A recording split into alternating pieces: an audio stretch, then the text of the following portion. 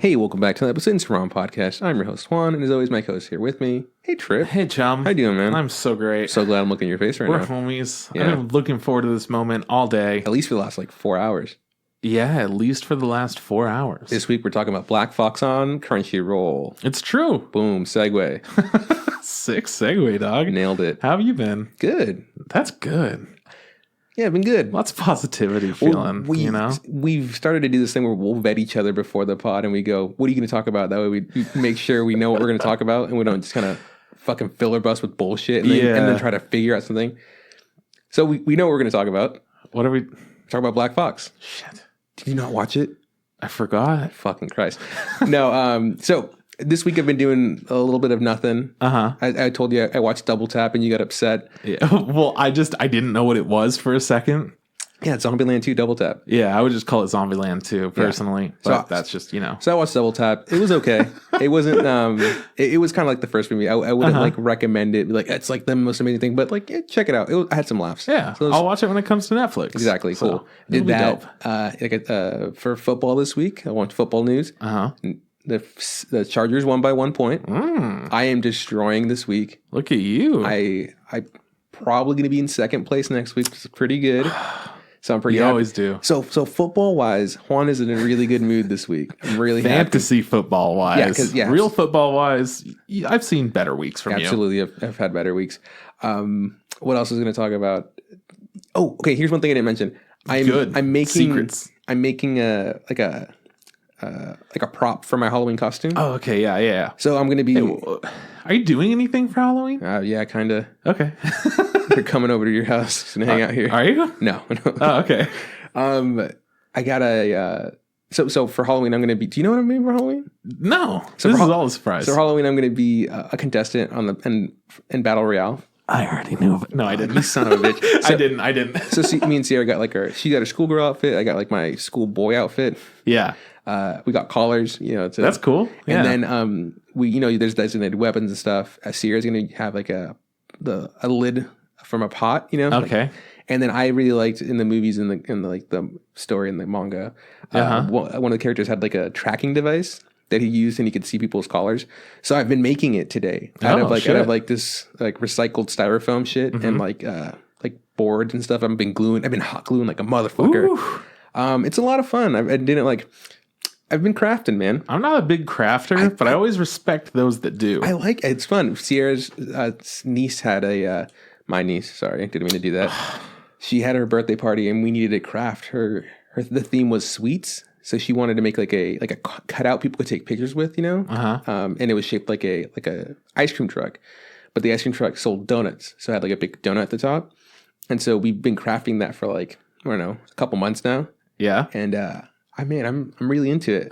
Nice. I'm an A+ crafter. Hell yeah! And then we brought it to the thing. People took photos. I was like, oh, that's good. And then we're done with it. The party's over. I go, hey, to my sister-in-law, what do you want to do with this? Do you want to take it? Because obviously we don't want it. I don't need this thing. And it doesn't really fit in my car. It's do you want it? And then they go, no, you can just throw it away. And I go, oh, okay. And then it's just a break. I had to destroy it right there. And it was really sad. Yeah. Where I was like, I worked hard on this and now I just have to throw it in the trash. So hey man, could you just throw it away for me? Because I don't want to do it. I was like, oh, I got kids. I was like, you just had a baby. God, I can't say no to you. So then I tore it down and threw it in the dump. And I was like, that feels bad. Yeah. So that's what I've been up to, man. Crafting, awesome. doing some footballs. Rads. Watching some Double Tap. Hell yeah. Yeah, man. What's up with you? What you been up to? Well, I took a little note from your book. I ripped that page out and I watched Living with Yourself. Okay. How do you like Paul it? Rudd. I really enjoyed it. Good. It was just a great comedy. A little bit of drama in there. It was a fun ass time. I liked all the characters. The thing that I didn't like about it, which I think I have a problem with the whole Netflix formula. Personally, I fucking dive into that shit, right? Mm-hmm. So I have a personal problem. So the thing that I didn't like is that really fed off of my issue where every episode would end with, oh, well, what the fuck happened? And then you need to see the next one. Yeah. So that's how they get you, man. It's like those cliffhangers are big ones, but not huge. You're not like, holy shit. You're just like, well, how? What? Why? What's going on now? Yeah. Come on. let's see the other angle. That's what I liked about the story. It just went back and forth a bunch. I also watched finally the Breaking Bad movie. I didn't watch it. You didn't yet. I was gonna watch it when you texted me talking to me about it, and I was like, okay. I was watching something. It had like an hour left. I finished it, and I looked at my phone. And I go, if I start this now, big danger. I will be going to bed at like 3 a.m. And I go, I can't fucking do that to myself. And I just haven't gone. I really want to fucking watch it. I get it, man. I totally get it. How bad is it? It is. How Breaking Bad is it on a scale of 1 to bad? It's breaking, man. Whoa, shit. Yeah, it's breaking. Broke the scale. That's pretty good. You enjoy it, though? I had a really good time with it. Yeah, El Camino was great. I don't want to spoil anything about it, but essentially it follows Jesse in the days, like, immediately after Breaking Bad ends. And Todd is one of the best characters of all time. You like Todd, yeah? Well, I fucking hate Todd. And I love how he's written. He's so good. And Kyle and I were watching it together. Okay. I showed him Breaking Bad originally, so I kind of couldn't watch it without him, right? Todd was he's the son of the nephew of the Nazi guy, right? Is that who we talk about? Yeah, Jesse Plemons is his real life name. Yeah, is it? Oh yeah, exactly. And I remember there being issues because they would say Jesse, and they would kind of both go, "You talking?" is that what would happen? Yeah, it would happen. That's hella funny. They would talk on stage and be like Jesse, and they go, "Is that me or him?" And then, yeah, that would fuck with me a little bit too. But yeah, he is fantastic. In a D&D campaign, he would be the best villain to follow. Essentially, he's like a terrible person, like the fucking worst kind of person, but he's so boring too at the same time. And he's like written that way on purpose. So instead of being like, yeah, so this fucked up shit's going on, he's like, looks like it's going to be a beautiful day, but said it was supposed to rain. You think it's going to rain? You son of a bitch. Yeah, and they're just talking about the weather and stuff. He's like, yeah. It's like you literally have a man held up like a fucking hostage, like a slave. Yep. He's just like, I'm gonna make some food really quick. Do you want anything? Instead of being like, yeah, I'm gonna make some fucking food and you have to eat it too. I don't like eating alone. You know, like the control that a villain would have. He's instead just like, he's fucking great. I love him. So I like fantastic movie. Yeah, he was heavily featured in it. Oh, so good. Well, good. I'm glad that I get to see him. I didn't know if I'd be able to see him. Yeah, since it focuses on what Jesse was doing right after Breaking Bad, it also focuses on what didn't we see. You want to hear something funny? There's a like a group, not a group. It's like a page I follow on Snapchat. You know? And it's like about people buying shoes from like these sneakers from these high-end places. And it's like, oh, cool. Every now and then there's like a rapper I like or a musician that like goes up there and does it. And every now and then you get a real like weird person that's like for some reason buying shoes from this like really swanky place. This week was Aaron Paul. And I go, oh, I like Aaron Paul. Yeah. And I go, Aaron Paul's great. And I go, I'm gonna watch this. So I started watching it, like skip, it's really quick. And then I was like, in my head, I was like, there's no way I could get any spoilers from this because it's like they're talking about shoes, you know. I was like, what are the odds of the guys in the gonna be like, hey man, so you know, in El Camino, what does it, you know, like like spoil something? And I go, this should be safe because I've been avoiding it really well. Yeah, I skip, I hit next after the advertising to the next thing, and the guy goes like, hey man, all of us here are huge Breaking Bad fans. So there's like in the last scene of El Camino, you're wearing a specific, and then I'm like, oh my god, what is going on? So like I literally stopped, like, those fucking assholes. I just want to see Aaron Paul wear some, buy some shoes, and they're telling me about the last scene of El Camino. Well, the last scene of El Camino, by the way, is the first scene of Breaking Bad. No, that would be weird. I feel like what he's wearing has like zero relevance. Yeah, but that's not the point. So fortunately, spoilers are spoilers. You weren't spoiled anything significant. You know I'm not a fan of spoilers, man. Yeah, I know. Anti-spoilers. You sent me a text that said, "Oh, El Camino is fantastic." I'm like, "Fucking spoilers, dog. This son of a bitch. Let me find out whether it's fantastic by myself." Oh, this is pretty fucking good. Anyways, I've been doing a lot of other shit, so I haven't had much time for it yet, but I'm going to dive in hard this week. Bojack Horseman just got a new season that I've been waiting for a long time, but I've been fucking... I watched a few episodes of it, and it's so good and so sad. Last season, right? Last season. Yeah. He's at rehab, and he's figuring out what he needs to do at rehab and seeing other people and what they're doing at rehab. And Sounds sad. It's fucking great. Yeah. It's funny. It's got all the right parts. Princess Carolyn has a baby, and it shows how like her life with a newborn while still working and like having a really intensive job.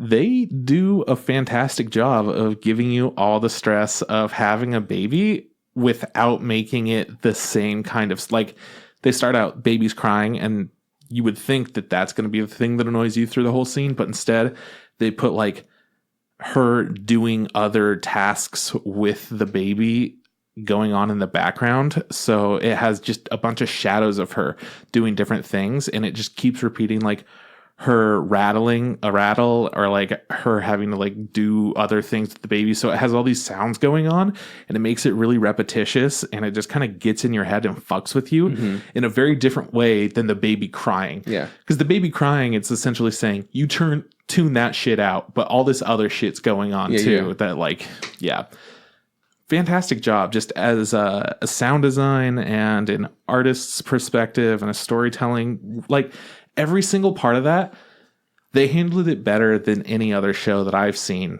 with the stress of a baby in the family. You know, you see a sitcom, they're like, oh, you know, fucking baby. Yeah. Is that what happens in the sitcom? Yeah, because they're like, oh no, the baby did this wacky thing. Oh, now we have to deal with this weird thing because the baby. You know what? Now that you're saying it like that, I do remember that episode of Malcolm in the Middle. Absolutely. Yeah, or they're like, oh, we left the baby in the Sears. Because, you know, Sears was still around when sitcoms were popular, when they would throw babies in there. You know, that kind of shit. Yeah. Anyways, I feel like this did a great job at a new take on how fucked up life can be with a baby if you're not fully prepared for it, you know? Yeah. Good shit. Good shit. So I haven't fully dived into that yet because I've been playing the fuck out of Indivisible. I beat it. I 100% complete it. Congratulations. And it was so much fun. It's such a good game. From a storytelling perspective, it's nothing too amazing, but they have some great characters, amazing voice actors. They have some fun off-the-cuff little jokes here and there. And the gameplay of it really kept me going. I personally love puzzle platformers.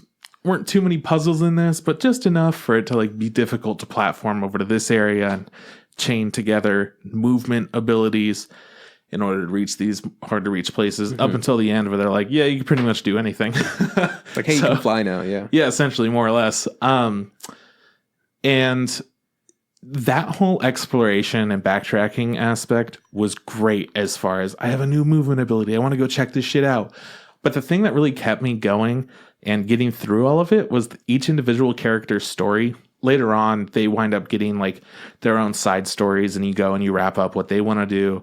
And you kind of help them reach their goals. And it also unlocks a different skin for them.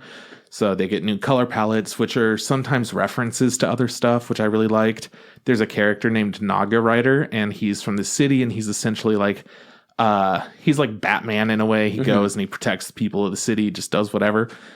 But he looks kind of like a Power Ranger. So his final suit is a white Power Ranger suit. So he like goes around looking like a white Power Ranger. But he has the best skin colors out of all of them because they're all just fucking nerd ass references. So you got Power Rangers, which I think is accessible to most people. Yeah. Who hasn't seen a Power Ranger yet? Then you have, he looks like Gurren Lagann. He looks like the fucking robot, and it's amazing. He also has a Deku skin, so he's got the same color palettes and like the same like he has a little fake bandana thing. So he's got like and it all works out. Like it's all the same color palette, and it's fantastic. You've got other characters, which I think one of them was a reference to Sinon from Sword Art Online 2. But I'm not 100% sure, and I sent it to you. Yeah, I sent it to you, Sarah. Tell either. Yeah, it's really hard to tell from. Just the colors. Yeah, just the colors and everything. But I think it is because they have a lot of other anime references and different stuff. There's a character that has a big ol' metal fist thing, and she has a skin that looks like Vi from League of Legends. There's a bunch more. Anyways, so all that fun stuff kept me going and I wanted to complete it really badly, kept me compelled. But it had so much backtracking in doing that it wasn't satisfying. Okay. I like exploring the new areas. I like finding extra shit, but this was go back to the place you've already been.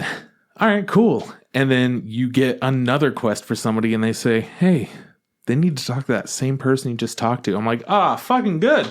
Great. So we're just going back there again.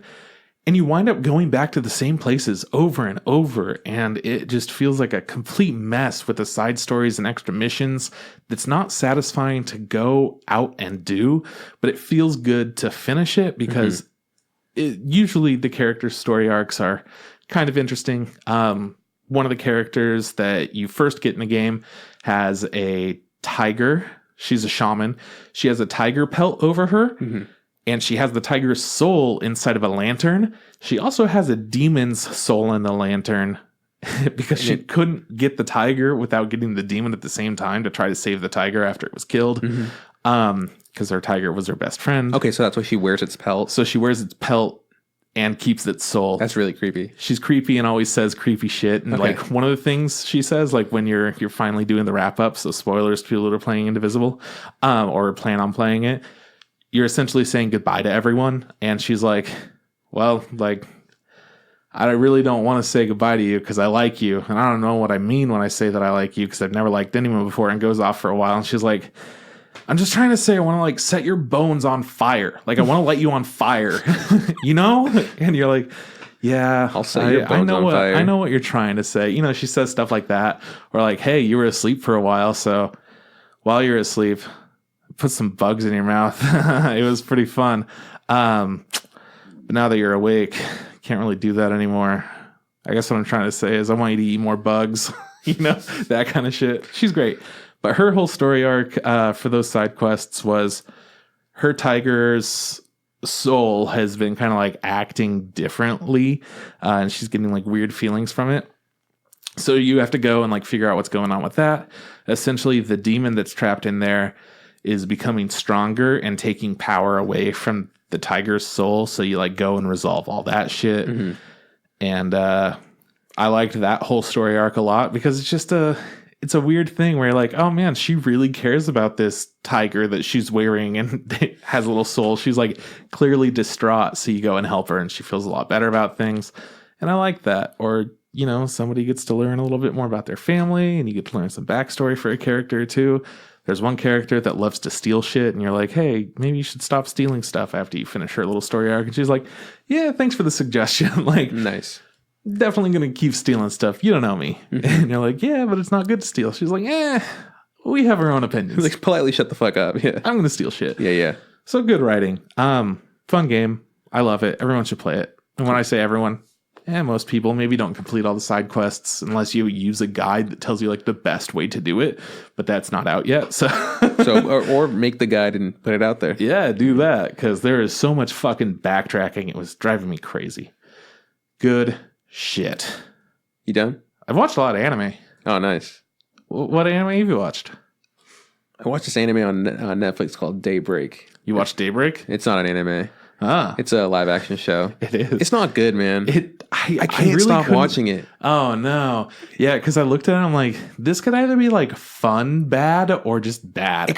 It felt like it was more just bad. Yeah, it gives me vibes of like they're trying to be like really meta, and it's like kind of like they're trying to be very Scott Pilgrim-y, like breaking the fourth wall. Yeah, and like, okay. And they do like different point of views from people. That like this episode, like there'd be episodes where the main character isn't the guy in charge. Like, now we're gonna talk about the little sidekick girl or the fucking high school principal, and just like, fuck. The way they talk is also very unrealistic. It's very like very witty banter. That's like, it feels like they're trying to talk like characters in Brick, but they don't have the intelligence to do that. And a lot of it's also very like, you know, there's just it's very 2019 kind of like jargon and stuff, and like the way they dress is like that. One of the guys dressed up as a samurai, and he has like a pair of Yeezys on. I'm like, you piece of shit. There is an episode with the samurai guy where like it starts off with the voiceover, and I go, I recognize this voice. Who is this? Right. And it's just like, and I guess Topher Grace. No. I guess in this world, this character, this samurai character at a young age decided that his inner monologue is going to be RZA from Wu-Tang. Oh, okay. So he starts like telling the guy's like life story in a very like Wu-Tang-y style of him, and he's like does a lot of kung fu references, and which is good because there's a new Wu-Tang show on Hulu called Wu-Tang: An American Saga that I've been watching that I actually really like. I was like, oh cool, I was like, this is pretty dope. But then I go, oh yeah, it's Daybreak, this shit kind of sucks. Yeah, well, there was one really I think really good line that I just cannot like get over. Like, the samurai guy's talking to this guy who's in charge of the mall. Like, he's like taking over the mall. He's a total dick. And then the kid's like, hey man, you better give me what I want or I'm going to tell everybody, what I know about you. And the samurai guy goes, yeah, dude, everybody knows I'm gay. It's like, the apocalypse happened. That shit doesn't fucking matter anymore. And I go, oh, that's really good. Cause like, that would be the situation. You're like, I'm going to tell people, and they go, who the fuck cares, man? There are like 10 people here. Yeah. Whatever. So yeah, but it's one of those things that like, it's bad, but I have to fucking finish watching Sometimes you just watch something shitty and you just keep it up. Not proud of that. Fine. Good stuff I'm watching. Watch some more of Dr. Stone. It's still pretty okay. Yeah, where are you at? I don't know. Probably. Okay. I don't remember. Last couple of episodes have been really good of Dr. Stone. They've changed the intro. It's different now. Yeah. Like, cool. I'm not as big of a fan of the intro. I like the first one. Sing it for me. Oh, yeah. I know. I was waiting for it to go, and I go, what the fuck? I'm like, oh man, they changed it. Damn it. They changed it. Because the fucking Dr. Stone rocks would show up, and then they would just big old burst. And I was like, this. Like, yeah, man. Ohio is right. Good morning, world, dude. It's fucking great. That shit's good. Yeah, so I've been watching that. I watched another episode of The Basketball Guy. Oh, yeah. I forgot the show's called. Hari no Sora. Something like that.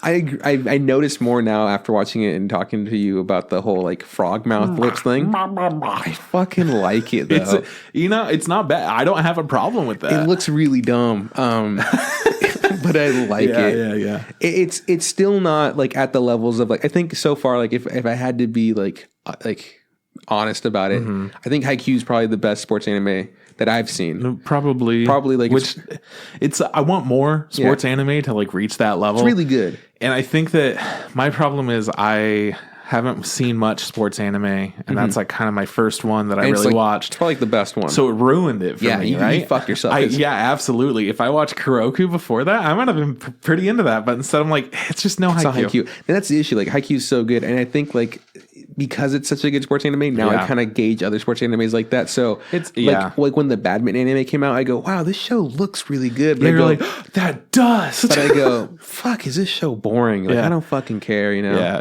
What you should be doing is you should be basing it off of a scale of like Haikyuu, but instead of Haikyuu, Keijo. That's the butt one. That should be like the pinnacle. Is that the best sports anime in your opinion? I think it is. Is there anything wrong with a little bit of hyper butt slams? No, I'm more of an Attack on Titan kind of guy. Okay, yeah, that's understandable. Anyways, so when it comes like if I'm scaling it right, like it's for sure not as good as IQ. I can feel what they're trying to do. It just feels really. I don't know, like kind of almost like dated at points. Like the I get that. The plot seems like the plot in the story seems just really like it doesn't feel like fresh or new. Unlike this fucking Stars Aligned show, it's fucking blowing your mind. It's because the characters feel like real. Fake. Well, yes, in Stars Aligned, opposite. Yes, they feel Stars real. Aligned. They feel real. Hari no Sora. Totally fake characters or like 90s stereotypes. Yeah, because they made it. That's a great thing because great way to describe it because they did the thing where like our main character wants to play basketball. He needs to make up for his lack of height because that's he's short or whatever. So he's practiced shooting or whatever. Haikyuu.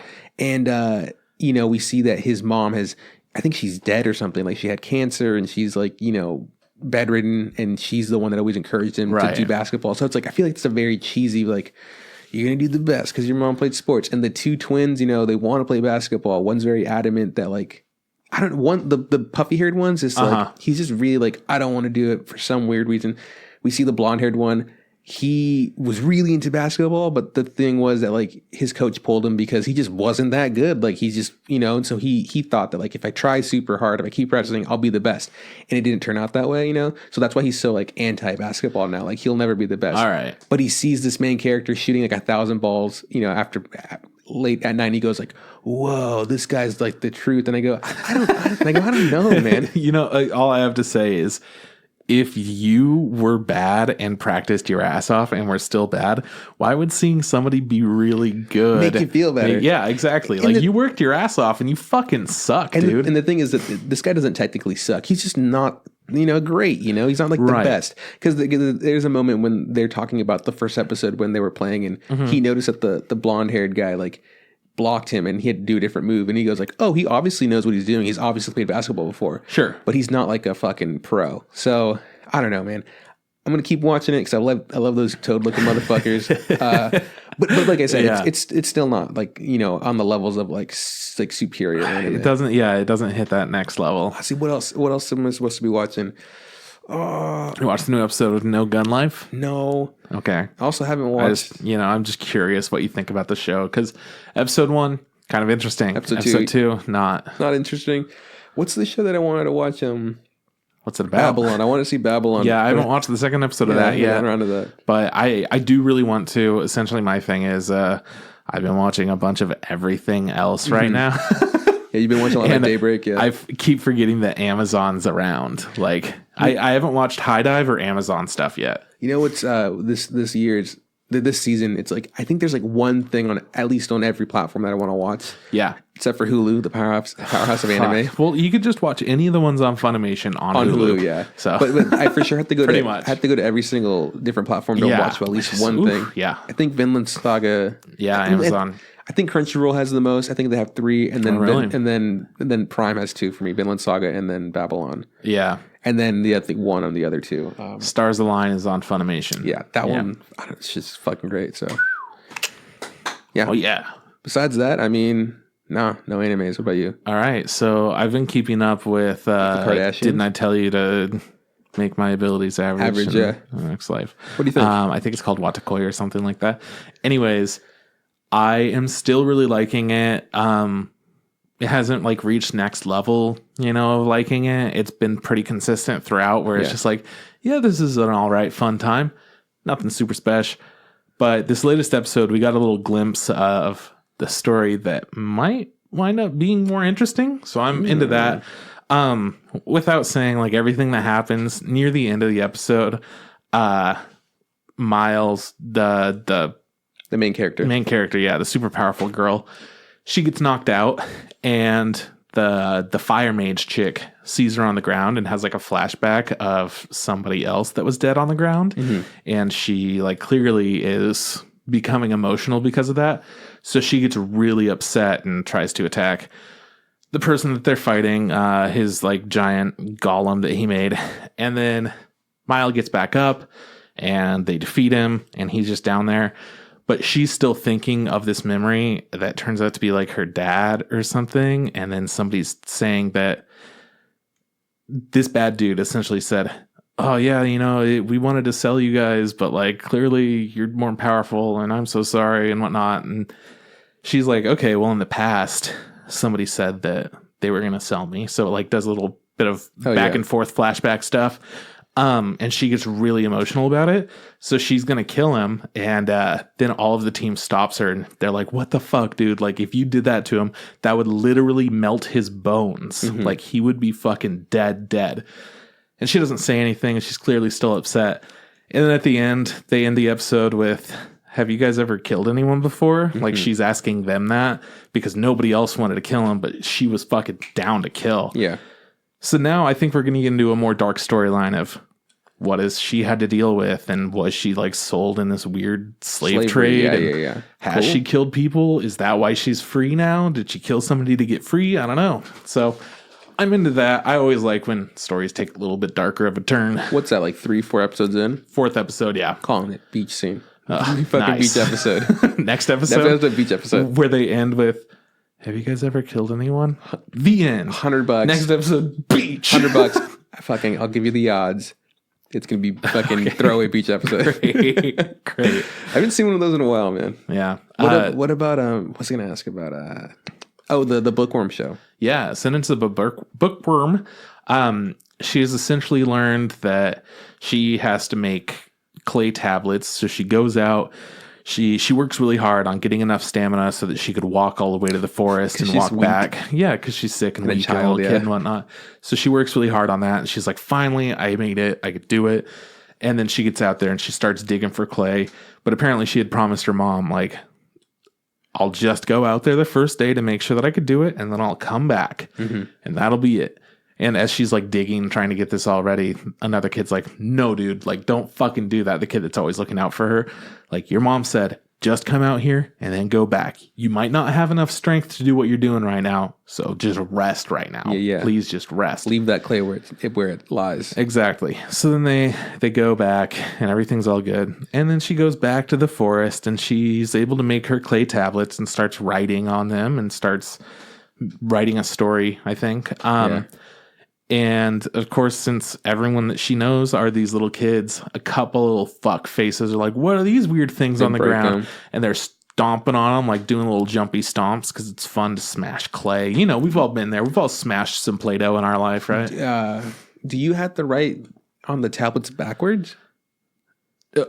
No. Okay. So she's just writing on them and then she's going to cook them so that they have these tablets that are...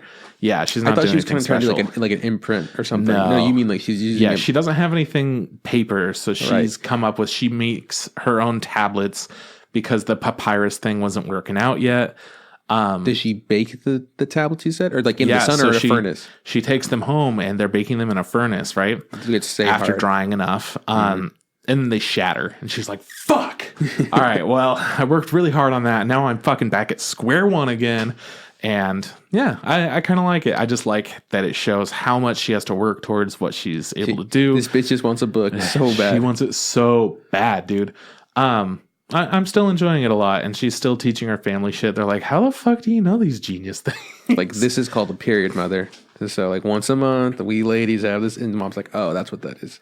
Yeah, pretty much, more or less. Nice. What else are you watching? Or what else did you watch? Then, did you watch the newest Stars Align? Are we on episode 3? Yeah. I watched episode 2.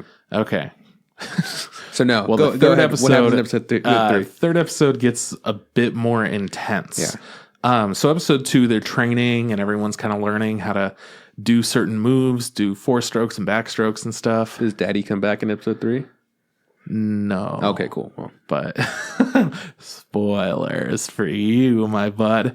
But it does get violent. Okay. Like, way more violent than I expected. Like in a sexy way or like like a not sexy way? Like this was a holy shit. But then like, well, I don't know.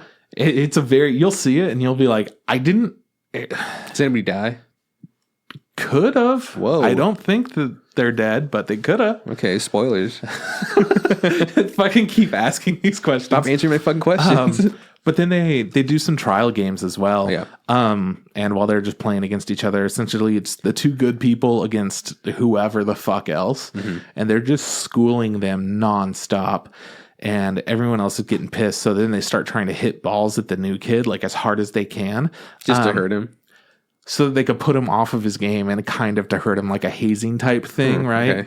Okay. But of course, he's able to adapt enough to that and makes it all work out. And they win every single game that they play.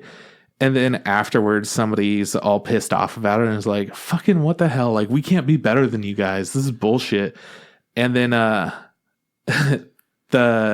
you could tell that as this is going on, the kid with the glasses is getting kind of like more and more frustrated, but you can't exactly tell why. Is this, you mean the like the guy that got him to play for him? Okay. His. So yeah, visor and glasses. Visors and glasses. Help you, right? Okay, cool. The one that's paying him to play. Yeah. Okay. So he's getting more and more frustrated. You can't really tell why. Meanwhile, this other kid's working his ass off. He has blisters all over his hand. He's like clearly adapting to whatever situation they're kind of throwing at him. And then afterwards, they're all talking as a team, but it's more so like, what have you been doing? I just got here and I beat all of you guys. Mm-hmm. What the hell have you been doing? Like really mad. This is my first time I've ever played tennis in an actual game, and I just beat every single one of you. What are you doing? Like how can you be this bad? Yeah, exactly. Yeah. And they're all like, "Fuck you, dude. You know, fuck you." And then Glasses steps up and he's like, no, what the fuck have you been doing? What the fuck has anyone been doing? And he gets like really hard on himself because he's the team captain. Yeah. So then he's having a fucking difficult time. Like I'm the reason that they're bad. Yeah, This is all my fault, putting it on himself. Yeah. And I really like that they addressed it in that way to where like they're both really fucking mad, but for different reasons. Mm-hmm. And the Visor's getting more and more upset because they're all terrible and haven't tried hard. And he's like, why am I beating everyone? What the fuck is this shit? I've never played this game before, ever. Yeah, and he's super mad at them. And the captain's just getting more and more mad at himself. And not the people that he's been trying to teach and train and whatnot. He's just pissed at himself for not doing it. And I like that we get to see on the same side of the court both the intensities of like self-hatred and outward hatred. Nice. Really cool, really well done. And then it progresses into a little bit more story, which choice shit, dude. Nice. Anyways, great show. I've also continued watching Board Game Show, whatever the fuck that's called. You want to help me with it? I don't remember the name. Yeah, me either. I can look it up. Keep talking. Yeah, it's like the after school dice club or something like that. I got it, dog. Keep going. All right, cool. So anyways, these girls keep playing more games. I watched 2 more episodes.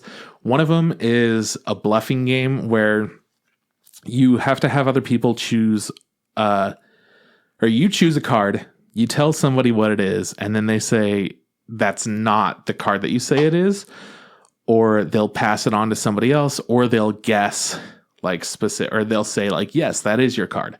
So you have 3 options. If you say no, then you have to flip it. And if you're wrong, then you keep that card. If you say yes, it is, and it was that card. After school dice game? After school dice club. Okay. After school dice club. If you flip it and it's right, then you give it back to them. Or you pass it on to somebody else. And if you do pass it on to somebody else, then you would take that card depending on if they're right or wrong. And essentially goes in a circle like that. You essentially look at it when it's given to you, and you're going to pass it. Mm-hmm. And so then you say, oh, yeah, it is this. So we learned a bluffing game, and it introduced us to another character, and it gave us a little bit of backstory behind these characters that we don't even know, just because like it teaches us more about what their kind of, I don't know, just what their vibes are. It's all right. That was an all right episode. And then expanding on that, we get another episode where the girl that's totally new to board games and stuff fucking loves it. She's been all about it. She's been telling her sister about it. And then this other girl comes in and she's the sister's friend.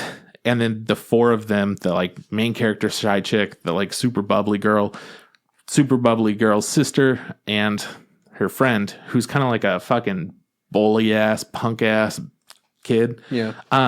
They all play this game, which is a game of chicken, more or less. You like draw cards, and if it gives you like anything that's dangerous, then it like gives you a deficit, or you could get good stuff and that lets you collect more points. And then if you get too many bad things, then you lose everything.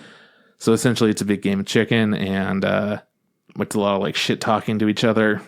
And Shy Girl winds up winning against Punk Girl, which was a big deal because Shy Girl's super shy and she doesn't like people like that. But she's like, why is she familiar? And then she figures it out that when she was a kid and she was bullied, that girl was there. And she thought she was the one that was like the ringleader bully, but she hasn't seen her in a long time. Turns out she was the one that came in and stopped the ringleader from bullying her. Okay. Right. So she's like, oh, no, she's a good girl. But also she's a punk bitch. Yeah. And she was coming up to the group of kids and she's like, the fuck is wrong with you guys? Why are you tormenting this little girl? You guys are older than that. Torment somebody the fuck else. I'll beat you the fuck up. Like, you know, that kind of. Yeah. Anyways, it's okay. I like seeing the games. That's pretty much it. So 2 games in 1 episode. No, that was 2 episodes. That was 2 episodes. Okay. I thought that was okay. Yeah, focuses on 1 game per episode. So anyways, I enjoy it. It's all right. It's super easy to watch. Okay. Nothing special goes on. So fuck it. Whatever. Is there another show on Funimation that I'm watching? Are you watching the Shooty show? No, not yet. That's on High Dive. Are you okay? Funimation. Let me see this. Man, there's one. It's not the Sherlock one. That's. You watching Actors? Am I? No. You watching Cautious Hero? No. That's what it is. It's the wrestling guy. It's the wrestling. That's pet on. guy. That's on Crunchyroll, though, right? No. Oh, you're right. That's that's the Rise Up one. Yeah. Kimono Michi Rise Up. Yep, exactly that one. Still fun. Wolf Girl's still getting swords every episode. Like, it looks like somebody dropped it again. All right, well, I'll just have to take it home. They've come across the problem that they don't have enough money to rent their place for the shop anymore. Mm-hmm. So they each get jobs and do different things. Wolf Girl's working her ass off. She still sells swords, so she should do. She's essentially just like waitressing in all these different areas, being a barmaid, but then she winds up like being a barmaid in the fucking middle of nowhere in the mountains. She like brings people beer while they're trapped in the snow. Kind of like a rescue dog, right? Yeah. And then we have like a little dragon girl and a vampire, which is the dragon girl's pet.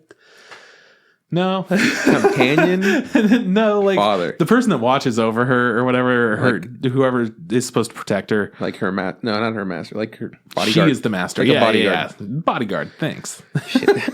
You know. Domestic partner. And it's all right. It's a fun ass time. I didn't enjoy this episode as much as the other ones, but it's still a fun ass time. So I'm watching that. Cool. It's good. I do want to watch more Babylon, but I haven't gotten around to it. Yeah. My Hero Academia, we finally passed the point that we hadn't watched. Yeah.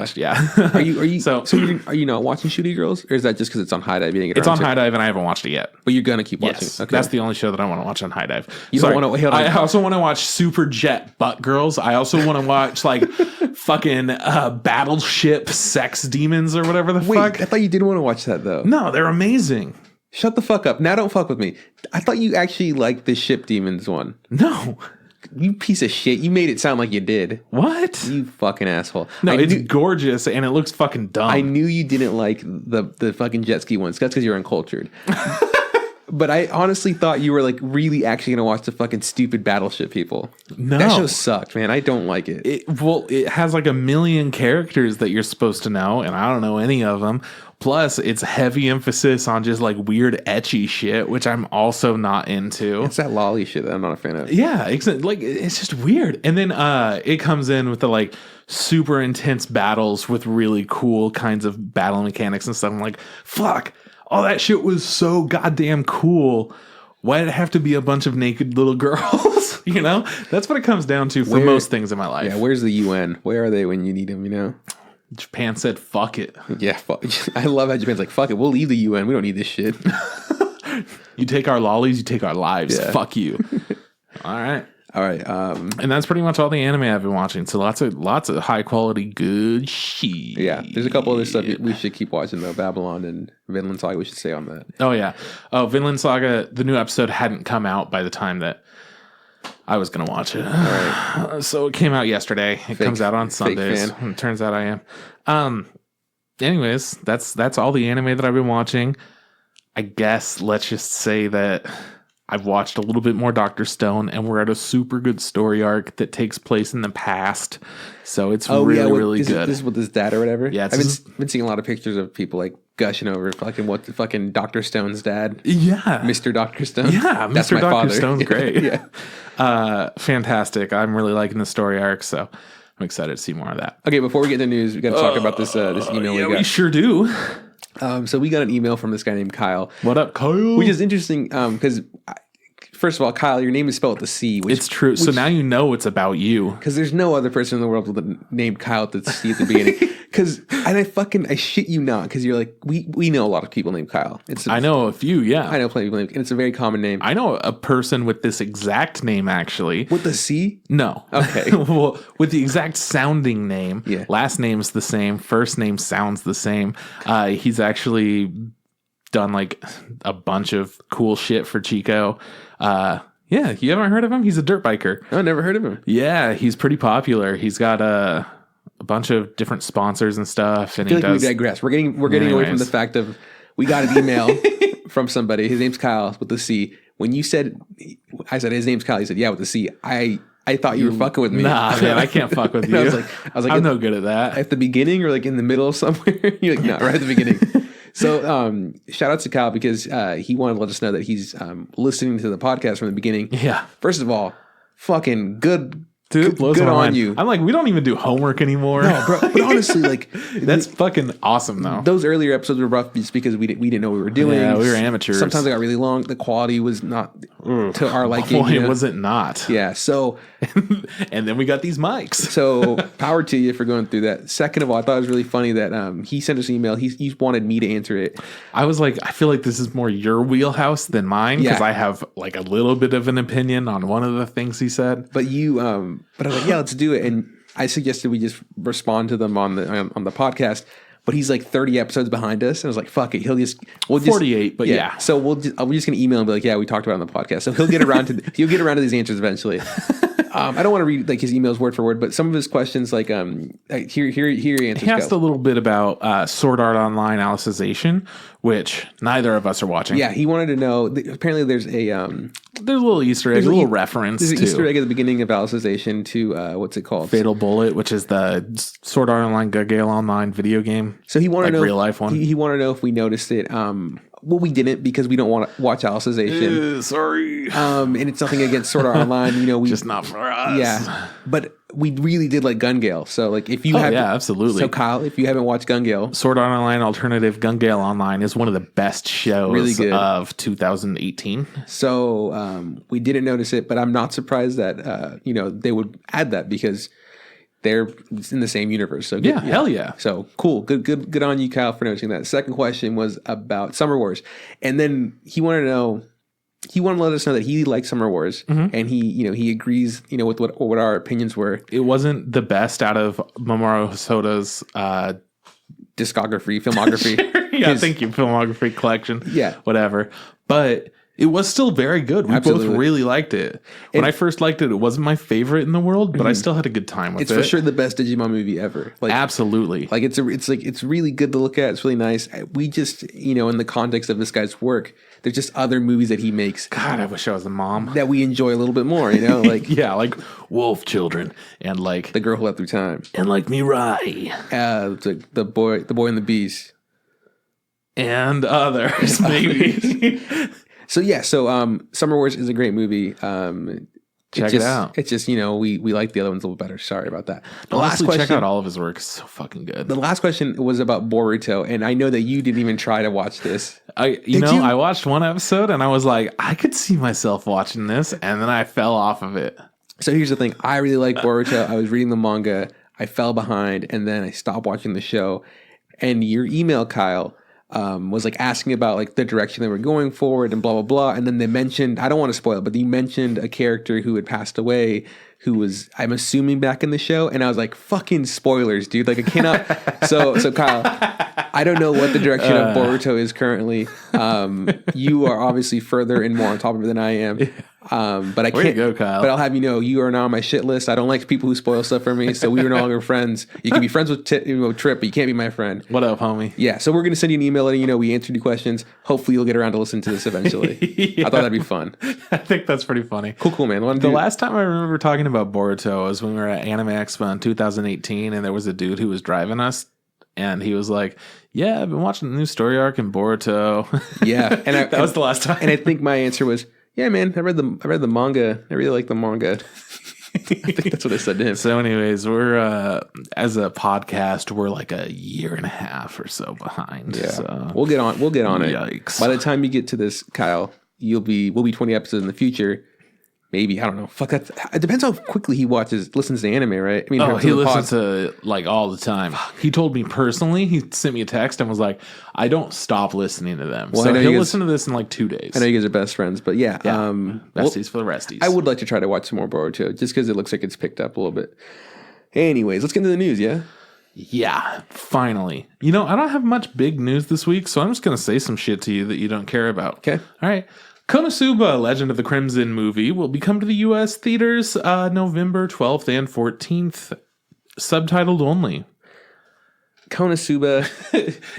At this point, I don't know if this is a bit or not. Really? Because this feels like a bit. And that's my favorite thing about it. I was thinking about this earlier when I typed out Konosuba. I was like, it's longer to pretend like he never remembers. He never fucking remembers. This is the isekai you don't like. Yeah. Right? Uh-huh. Okay. Which now explains like all of them, but yeah. Yeah? Dude, think of all of the other isekais out there that we don't watch. Yeah. Yeah.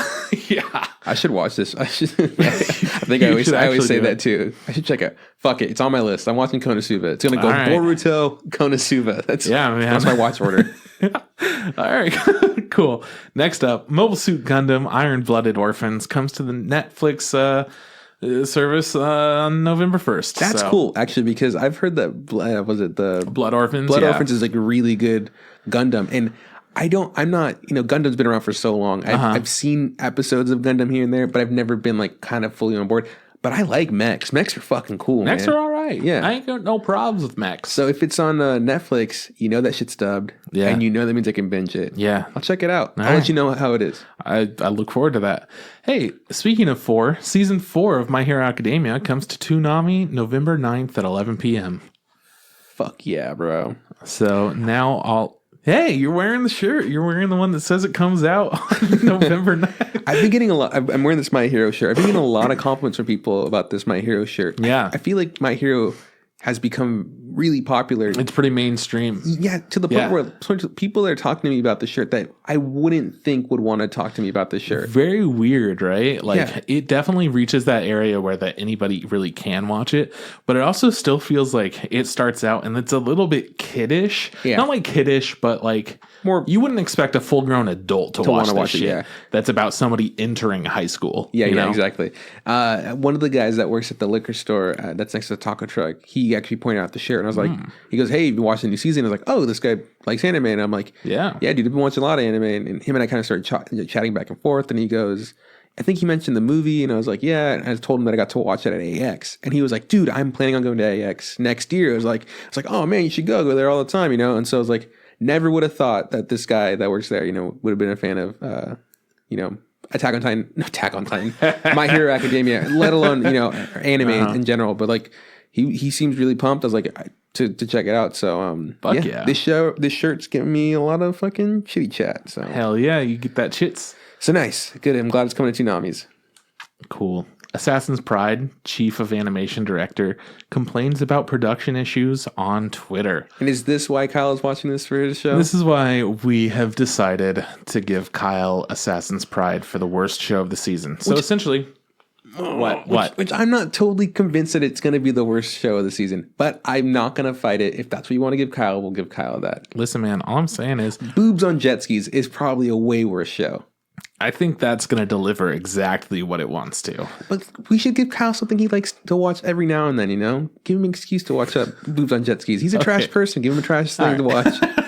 So, essentially, the animation director has come out and said, like, oh, I didn't realize that they were treating my animators this way. And, like, wait, nobody approved the intro and outro animations? Nobody, like, went ahead and checked that shit before they just put it on the episode? They just threw it all together. Nobody was like, sounds good. Whoa. A bunch of weird shit because the animation director is now working on a different project. So they've, like, left the project completely. The shit's going wild, man. Fuck. All right. Again, I'm not happy about it, but that's what Kyle's gonna be watching this season. All right. Well, I really want to watch jet skis on some boobs on jet skis or jet skis on. You want me to watch that instead? I will watch it. I want him to watch jet skis on boobs. That's what I want to watch. We could give him like a B series. He'll watch that if he has time. Nah, he's probably gonna watch it for fun anyways. Yeah, probably. So, Stars Align production committee is looking into a plagiarism issue. Whoa. Don't know if you heard about this. I haven't. Let me know. What's up? I fucking love their outro, man. Okay, no, their outro is all the dancing and stuff, and it looks fucking incredible. They stole that? From who? Dancers. Oh. So what happened was these professional dancers, they do this for a living. They do their own choreography. They like do all of that shit. Mm-hmm. They put up some videos and nobody went to them to say, ask if it was okay. Hey, do you mind if we use this? Like, we would love to use it as a reference. Mm-hmm. So somebody's at fault. We don't know exactly who. Yeah. Clearly somebody liked it and was like, we should do this. Checked with everyone else. Yeah, I like this. All right, let's do it. And then at some point along the way, they either went, hey, could you go ahead and get the approval for us on these? And we'll just start working on it and hope that it works out. And they dropped the ball. Or everyone just expected somebody would do it and nobody did it, something along those lines. So they have come out and apologized to the dancers that they used as references. They didn't rotoscope the dancers. They just used it as references. Yeah. Rotoscoping is a different thing. Rotoscoping is when you literally trace over them. Yeah. Which is how they did the Chica dance. Really? I didn't know that was rotoscope. That's a lot of work, great, dude. Right? Yeah. That's fucking wild. I've been rotoscope before. Shit's hard. It's fucking so tedious. So two things. Okay, so one, I think that maybe the guy at fault is the animation director of Assassin's Pride. Probably did it. He really dropped the ball. Really fucked it. He's like, what? No one approved it with the dancers? Second of all, getting reference from people like in animation as someone who animates, like it's really important. Like I for sure, like if I want to do you do realize the importance of it. Yeah. When I want to like make someone do a backflip, I don't just go, well, I think it'd go like that. I try to find someone who's doing a backflip, some sort of video reference, because obviously you can't do a backflip. Yeah, you either get a homie to do it or you find it online and ask them if you can use it. And even if I don't like ask to use it, because like if I grab it and use it, if I'm going to post anywhere, then I will for sure credit them, right? Because as we're supposed to do, if I'm making any financial money off of the thing that I'm putting, then I have to talk to them. Yeah. Then I have to be like, hey man, I'm getting money up from what I'm using. Like, can I use this? Yeah. If there's some sort of financial compensation needs to be sent their way. But if it's something that I do and I'm putting out there and I'm not getting paid for, as long as I feel, at least personally, if I put their name on it and say like, I got the reference from here, it's more than okay. So for a big company to drop the ball and not be like, hey, it's cool for us to use your dance as a reference, that's wild. That is super wild. So I felt pretty shitty learning that, considering it's my favorite show of the season. So hopefully they are making good on that and figuring out who dropped the ball and getting down to the plagiarism issue. It'd be really funny if like their solution is that for the next few episodes they just don't have an outro. Like it's just like a white screen with like words. Well, they at least had it on the third episode, so we'll see about the fourth. The dancer's like, nah, fuck you, you can't use it at all. And they go, well, shit. So they just can't use it anymore. Yeah, it's a bummer, man. I mean, big bums. What else you got? Last piece of news.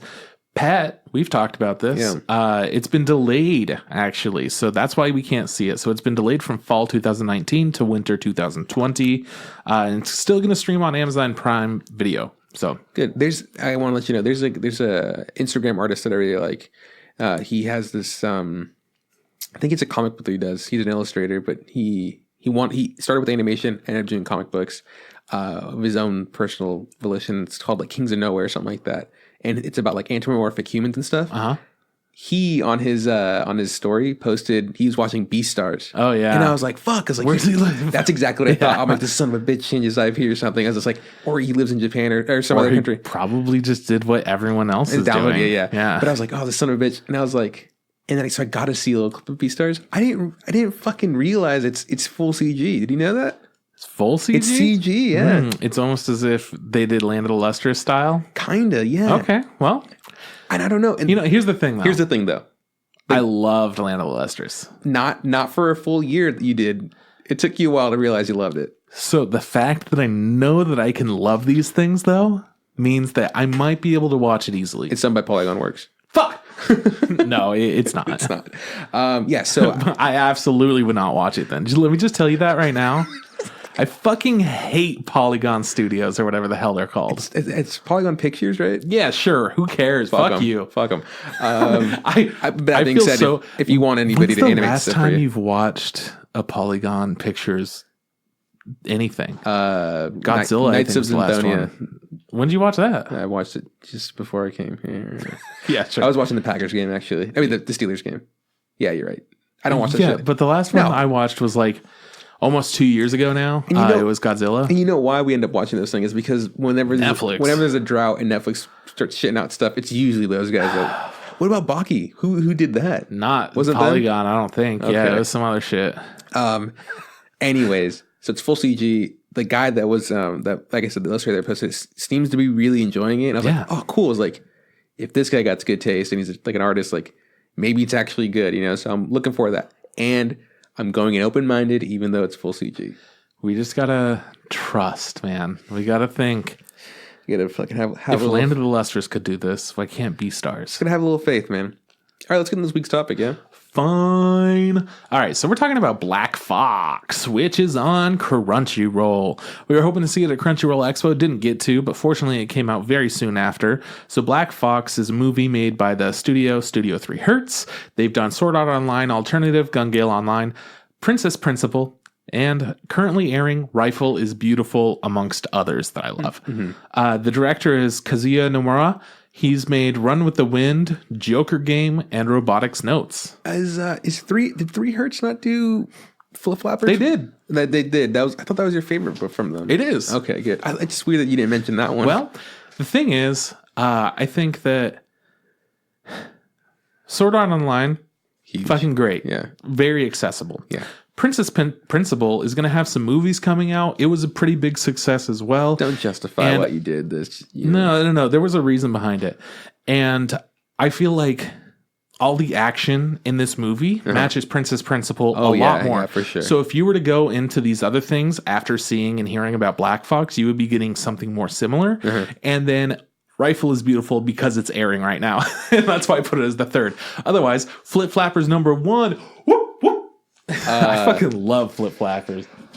Yeah, anyways, speaking of the undirected point, this guy's done. The guy that directed this, good shit. He's done some really good stuff. I really liked Joker Game when I first saw it. Yeah, it was a little espionage. I'm a fan of that. A little better back and forth. Who knows who's who? Who's who? Who's what? What else did he make? He did Run with the Wind. You just watched it. Oh yeah, those fucking Runny Boys. Runny Boys. I see. I don't know Run with the Wind. I know it as Runny Boys. Just like I know Given as Gay Guitar Boys.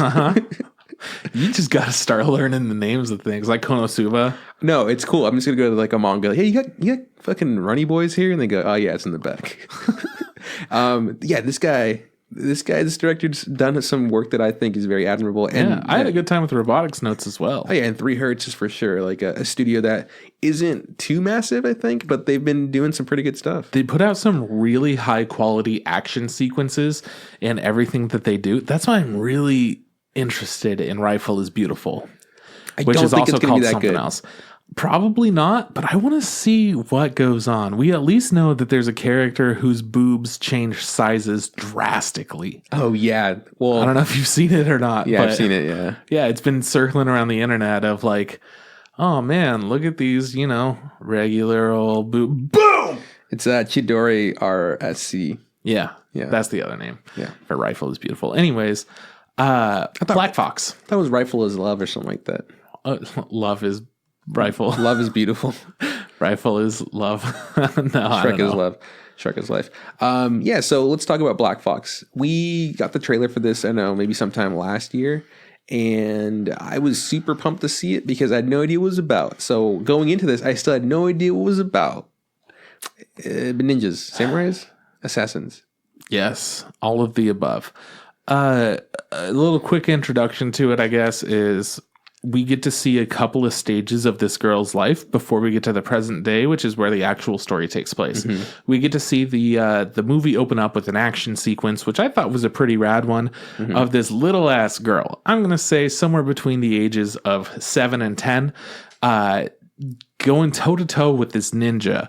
She's essentially using her little ass swords and blocking his big ass swords and using all of her little tricks. Smoke bombs, backflips, secret things. They're doing cool stuff. I'm like pretty into this action sequence. And then she drops a shitload of bombs, lights one of them, throws it at him. He reflects it back at her, and then she deflects it or something and thought, I don't remember exactly what was going on. The cool part is that the ninja guy ends up stomping the ground, which fucking catapults the bomb. That's what it was. The live bomb up, and it blows a hole through the roof. And then she just goes, "Oh my god, I'm so sorry, Grandpa. Are you okay?" And then you're like, "What, fucking Grandpa?" All right, cool.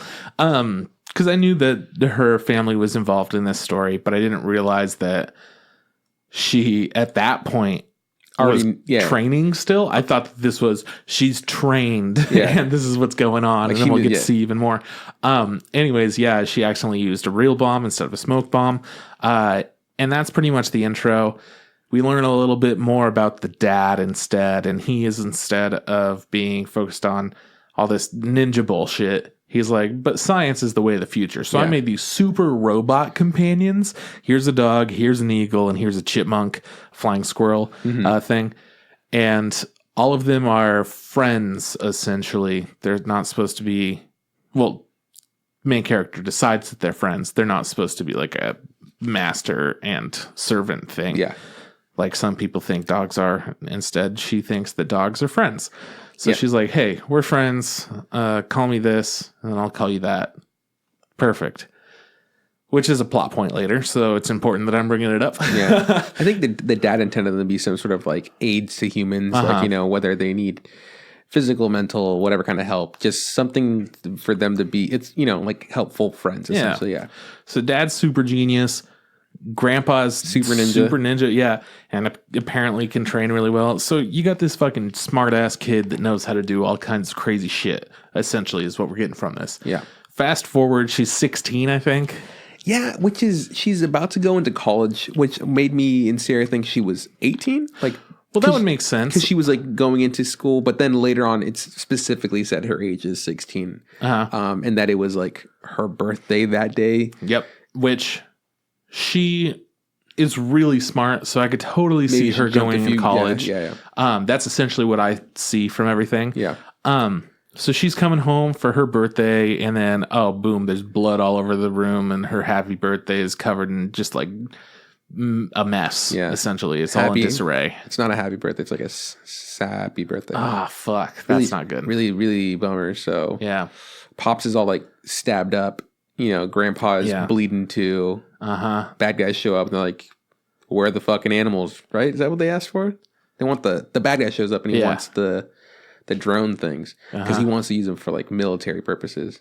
Yep. So then some shooting goes down, some stabbing goes down. Grandpa gets shot up a bunch. Oh, he takes some motherfuckers out with him. But I think also when Grandpa is like getting fucked up, we get introduced to another girl, right? We get introduced to Psychic Girl. Who comes in with her dad. At this point, we learned the main character's dad also has two friends, and then they went their own ways. Yeah. And did different kinds of sciencey shit. So this girl that has like, she's using psychic powers, has like a collar around her neck. Yep. We didn't know until late. We don't find out until later who she is, but she's just some sort of experiment at that point. Yeah. So she boosts the fucking grandpa. I think dad just gets shot. Like he just gets like one clean shot. He just gets freaking blasted, dog. He's just like, ugh, I'm dying. Ugh, gotta punch in the code. Ugh, I'm dead. Yep. Love you. So then when he punched in the code, that released the drones, and then they came and picked up girl and saved her, essentially, while Grandpa kept fending off whatever he could while he was getting shot. Yeah. He gets fucked up. Psychic Girl's doing whatever the fuck she's doing. Whole place pretty much gets screwed over. Yeah. So main character girl goes off. She's all sad for a minute, and then boom, 6 months later. Yeah, I think before she gets super sad, and 6 months later, she's like, I'm going to get my revenge. I'm going to be the Black Fox. Here we go. Probably, yeah.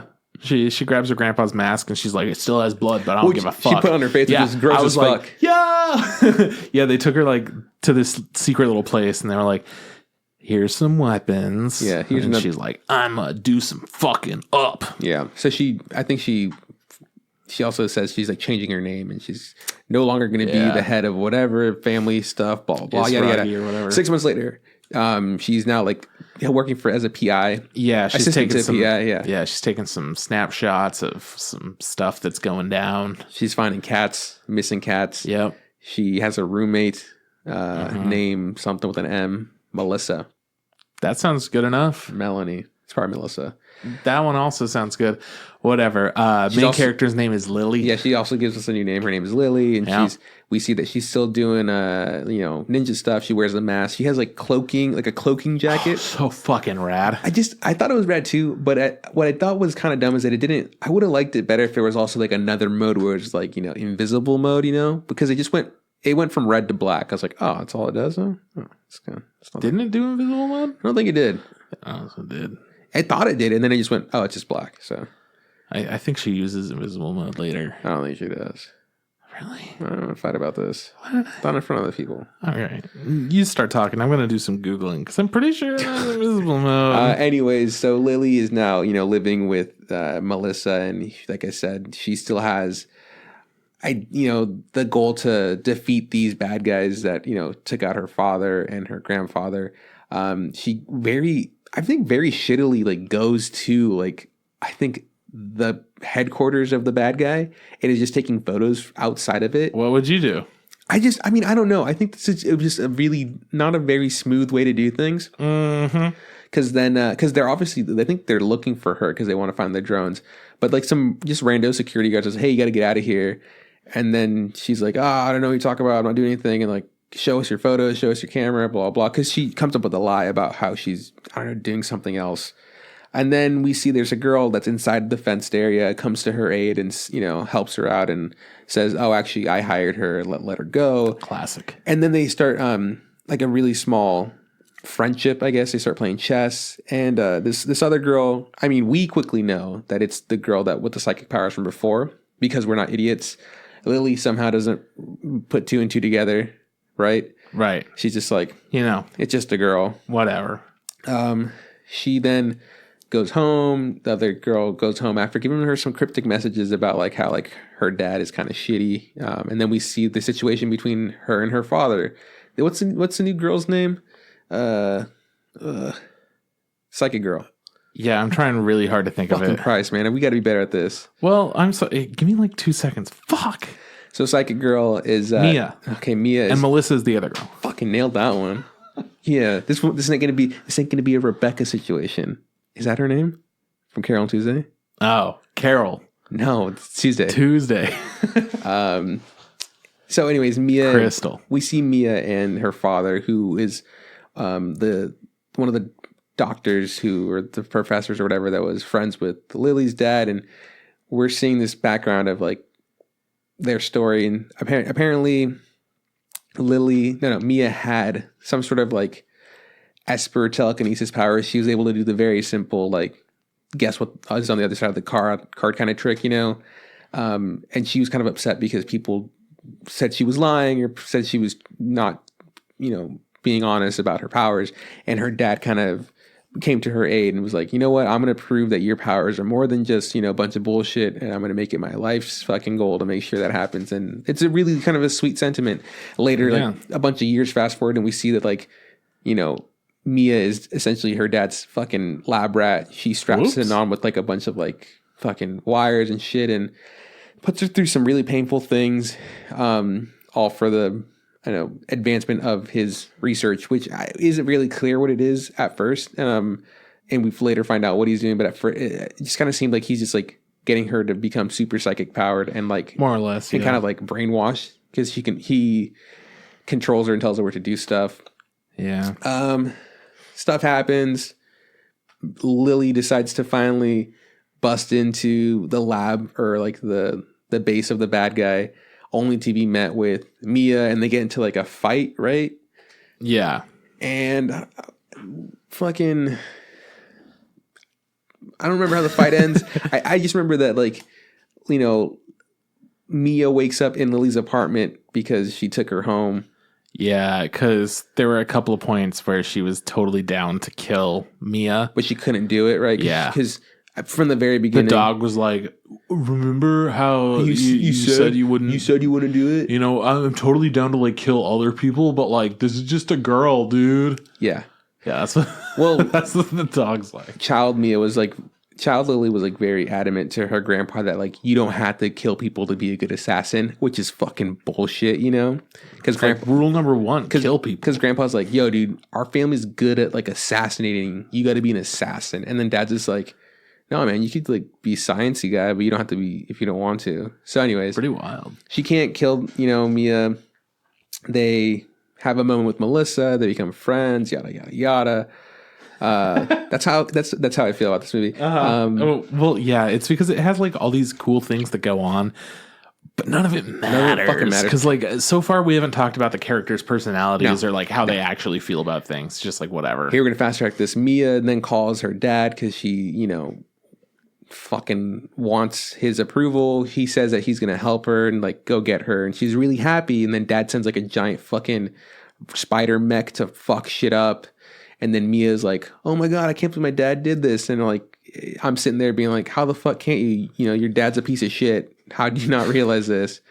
They have a battle. They go back to where fucking Lily's old house, right? And it's like destroyed. And then we see a recorded message to Lily, right? And it's just like, hey, everything's okay, you know. Me and your grandpa are proud of you. You're gonna do great things, whether you choose to kill people or not, essentially. Yep. Also, we see that Mia's dad has been using Mia's powers to give himself psychic powers. Pretty fucked up. Kind of has like lightning, like purple lightning powers, and he's getting fucking super evil, you know. Him and Lily fight. Lily wins. He apologizes, and Lily's like, you know what? You're right. I'm not going to hurt you because you said you're sorry, and you said you do great things. And then he puts the collar on Mia. Mia goes super fucking Mob Psycho 100. And, yep, as they do. And then Lily puts on, I think, this like black fox armor that her dad gave her, which is pretty fucking cool. So fucking cool. There's also the one issue I had with the costume was I thought it looked kind of dumb. But like in the dumbest reason, like yeah. So she had like no, it looks really cool, and then the functionality of it was doesn't just make like, sense. Yeah, she has this really cool mask that kind of looks like one of those old timey doctor masks. You know, it's like really long. You know, and I thought it looked like it was like a half mask, like it like went like you'd see like her lips and her chin, but then later on we see that it's actually kind of more like a hat that's just like pulled way down. Right. So I think it looks kind of stupid, but. She has rocket boosts in her ass, which are really fucking cool. Awesome. So she fights Mia, saves Mia, takes the collar off. We also see that Melissa's a drone, by the way. Whoops. Yeah. And then that's it. That's the ends of everything's okay. But it's also like, hey, we're going to take out this other bad guy that exists. Yeah, because, you know, he's the third part of this tripod trio of fucking geniuses or whatever. Yeah, it turns out that, you know, Mia's dad wasn't actually like the big bad. The big bad was this bald dude named Brad, who, by the way, Mia's dad is named Leslie. Yeah, fucking loser. Yeah, the only one that had like a Japanese name was like it's Lauren, by the way. I thought it was Leslie. Yeah, I know you're gonna get called out as Lauren. Sierra, it's probably Lauren. Sorry. But anyways, we see that Brad. I think they live in Bradley Town or whatever, something like that. Town Bradley, like the town's named after him. The evil bald dude. I don't fucking remember. He's having like a press junket and he's talking about like, yeah, sorry about this spider mech that, you know, came around town and fucked shit up. We're going to make sure everybody gets financially compensated for any physical damage, you know, to their house or to themselves, mental damage. We're going to pay for it all. Everything's okay. Looking for a bright fucking future. And like everybody's watching the TV and everybody's like, cool. And then he gives like this really fucking evil, creepy smile, like which people would not be okay with. It's disgusting, dude. Like in the photo, he's got like he's smiling and like on his, I think it's right side of his face, like the lines, big old smirk. The lines of his face go so far up, they make these nasty creases on his face, and it's disgusting. And I was like, that guy's fucking evil. Yeah. We then see Brad like in his like office, and he's talking about like, oh, well, we knew fucking Lily was a bunch of problem, and we knew that, you know, the psychic situation wasn't, you know, the most viable option, but we're still going to do evil stuff because we're evil people, and at least, you know, the human drone that we've been looking for is finally revealed itself, which is Melissa. He goes, things are doing great. We're evil. And then we see, like, the three girls on a rooftop, and they're all geared it up, and they jump off the rooftop because they're going to go do, like, superhero shit, and that's in the movie. Yep. Credits roll. Which, it's like... It's just a super long, like, superhero origin story. Like, how do you get the gang together? Here you go. And then the gang's together. But does anything cool happen? Not really. So the thing, so we were talking about this. When I say, did anything cool happen? I was like, oh, man, that was such a sick fight. Like, there was a lot of cool shit fights, that happened. but none of it felt substantial at all. Yeah, slick animation. And that's not to be, not expected by from 3 hertz, right? Absolutely. That's like the one thing I do expect. But we were talking about like before the issues, like if there was, I'm not pressed for there to be a second movie. If it comes out, I'll watch it. If it doesn't, I don't really care. If they do a season, like a series off of this, I'll watch it. I'm not clamoring for it. And a lot of it has to do with just me not caring about the characters all that much. Yeah. And like I said, like you were saying, like it's like this, superhero origin story. It just feels like, it doesn't feel like brand new. It doesn't feel like revolutionary. It doesn't feel like fresh. Even if it wasn't like this totally original, like story, right? At least try to do something that makes me feel like, just spruce it up. Yeah. Do something. It was really straightforward. It was just like dead family, need revenge, fucking become friends with the villain, which happens in anime. That's like an anime fucking go-to. Change the villain's mind, make him a good guy, beat the bad guy, have a crew together. Plus, here's this other girl. Yeah, here's this other chick. And now they each have a robot. Is kind of how it feels. That helps them out. Yeah, she's got who does she have? The Falcon? No, the Eagle. Because they can all fly except for Melissa, I think. Because one gets boots in her ass. And the grappling hook thing. So you think Melissa gets the eagle so she could fly, so they could all fly? I don't know, because she also just jumped off the fucking top of the tower. YOLO, dog. YOLO! I guess she's also a robot, so who gives a fuck, right? Yeah, pretty much. She could already fly. They probably all can fly. Yeah, no, I thought that was super dumb when fucking Lily's flying with the eagle, and then and then Mia's just like floating, like, oh, that's right, you're psychic. Yep. I guess you have the power to fly. They just threw that in there, and I felt like the whole psychic thing was really convoluted. And we talked about this beforehand. Like the whole science part, I feel like added up because they were like, okay, so this family of assassins is now like science dad. So who knows what the girl's going to do? She has a little bit of science and assassin in her. Oh, it turns out dad knew a few other super scientists. Okay, so this is very science oriented. Mm-hmm. Oh, one of the scientists has a girl who has like kind of good telekinetic abilities. She's able to like read cards pretty good. Okay, cool. So you would think that he would go heavy into telekinetic sciences, but instead he's like, nope, I'm going to enhance my little girl as much as I can. And that's literally all that I do. And then also siphon off her power and then inject it in himself, which didn't really make sense. It was like, you know what? Fuck it, anime. Yeah. But it didn't. It didn't make sense. They could have done something that made sense, but... And it's kind of a bummer. Like the biggest issue, like we said, is story, character development. And we were super surprised because the director has directed great stuff. Yeah. So it must be, the fault of whoever wrote this. It feels paint by numbers. It feels sometimes it's just not a good combination of people, which whatever. It is what it is. I don't think I'd recommend this to anybody unless they want to maybe watch it for the fights. It's really easy to watch. Yeah. It's also very forgettable. In a year, if you asked me what I thought about Black Fox, might not be able to tell you an opinion, and that would be my opinion. This is also the only show that I'm ever going to know the names of the 3 main characters, because there's only 3 characters and they all have English names. Yeah. I was like, oh my God. Living somewhere in the United States. Yeah. If you a year from now, if you ask me what their names are, I'll probably be like, I know Lily, maybe Melissa. There's a couple more. Yeah. Fucking doggo. There's a dog and the fucking falcon. His name was Dobo or something. Yeah, something like that. Obodo. Yeah, man. Like I said, I don't think I'd watch this again. I don't think I'd recommend it to many people. It was fine. Yeah, that's what exactly. It was fine. Coolest bit: rocket boosters in her butt. Best bit. Hell yeah, dude. Really like that bit. Oh, the intro with her training was really cool too. Rad. Yeah, it was super cool.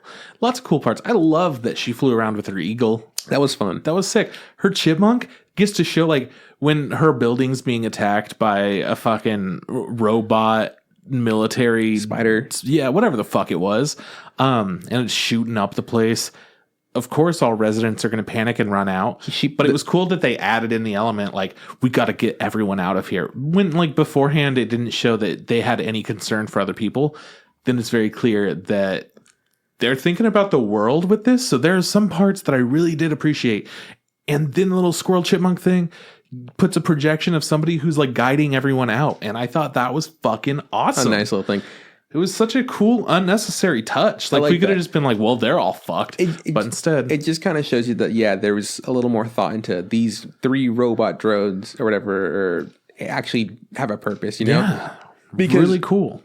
Because in the fight scenes we actually see later on, the Skrull works again, and all he does like shadow clones for fucking. The ninja chick. I was like, we're just like, okay, that's cool. But I did like the little bit. The dog is honestly like the most useless character of all of them. What can it do? Talk to her. Give her guidance. The other ones can talk too. Yeah, but they don't. Not really. Yep. The fucking eagle can fly. I think it's pretty cool though. It's fucking wicked. I'd take the flying eagle. I was like, let's go to class. There's a point where they're falling out of the sky and the eagle can't catch them, but instead tries to break their fall and then gets crushed. And then it's gone. It's fucking awesome. Because then the next scene is we see a shot of the 2 girls on the ground and the eagle's not underneath them. And I go, what the fuck happened? Me and Sierra were so fucking boosted. I wanted to see like a fucking splattered eagle. Yeah. And these things on top of it. But that was cool how instead of catching them, it broke their fall. And I was like, oh man, that looked really good. How the like wings went up and everything. It looked like it took the hit. Also, it was really smart. Like, oh, cool. Like, yeah, lots of really good things were done in this movie, but none of the story or characters mattered for it to be a memorable film. Melissa cooks food, and she's kind of cute. That was nice. Started thinking a lot about Makia. From? Makia? From? Makia? I don't know that one, man. Oh, man. Well, I want to rewatch Makia.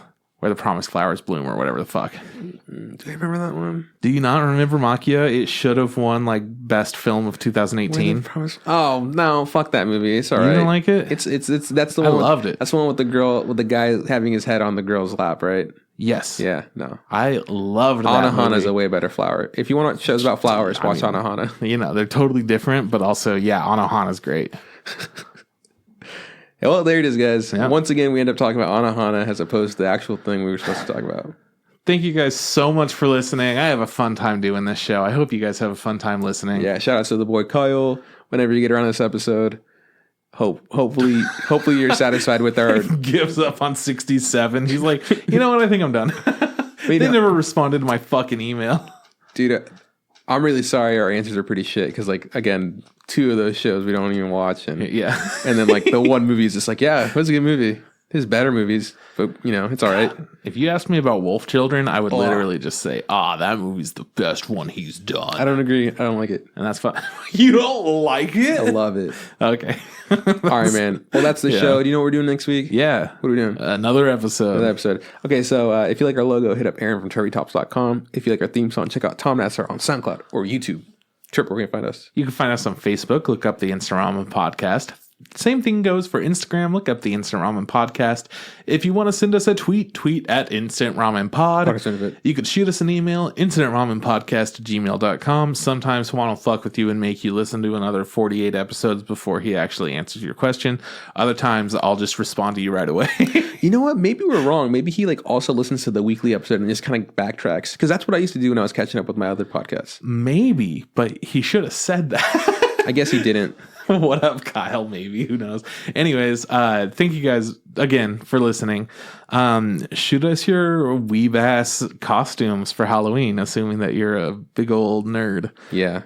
Like Juan. I'm not. Sierra. My shit's not weeby. There's not even an anime. There's a manga. It's really fucked. It's really good. Yeah, there's a manga and it's a Japanese movie and book. It was a piece of literature before anything. You know that weeb doesn't mean anime only, right? Yeah, okay, don't talk to me, you fucking want to weeb. be Japanese is what weeb means. I'm not a weeb. I am Japanese. That's Calm down. No, we're not. Shut the fuck up. What are you for Halloween? Just add hot water. This is from Juan.